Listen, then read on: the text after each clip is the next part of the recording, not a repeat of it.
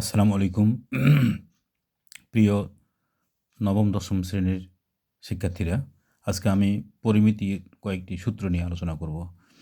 এই চিত্রটি একটি ঘনবস্তু, আয়তকার ঘনবস্তু। এর দৈর্ঘ্য a, প্রস্থ b, উচ্চতা c। তাহলে আমরা দেখা যাক সূত্রগুলো কি হতে পারে। তাহলে ঘনবস্তুটির আয়তন সমান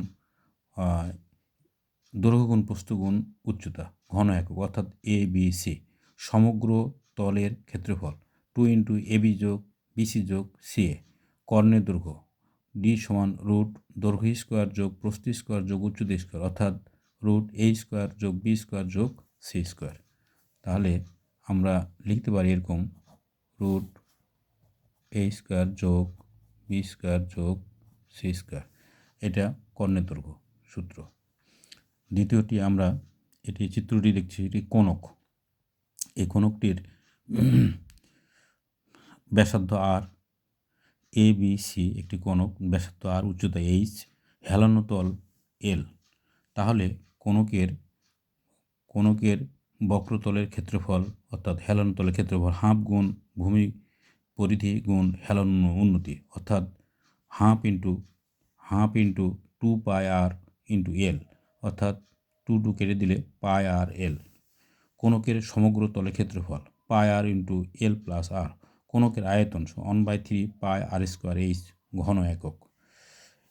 এবার আমরা আরেকটি চিত্র নিয়ে আলোচনা করব।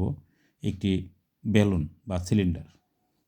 এই বেলুনের ভূমির ক্ষেত্রফল সমান পাই আর স্কোয়ার, অর্থাৎ বৃত্তের ক্ষেত্রফলের মতোই।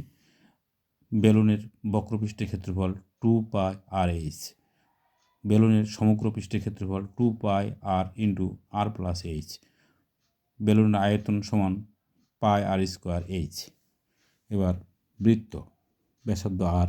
বৃত্তের ব্যাসার্ধ আর হলে বৃত্তের ক্ষেত্রফল সমান পাই আর স্কোয়ার, পরিধি সমান 2 পাই আর, আয়তন সমান 4/3 পাই আর কিউব। আমরা এইভাবে বিভিন্ন পরিমিতির সূত্রগুলো মনে রাখব, তাহলে গাণিতিক সমস্যা করার সময় আমাদের এটি সুবিধা হবে।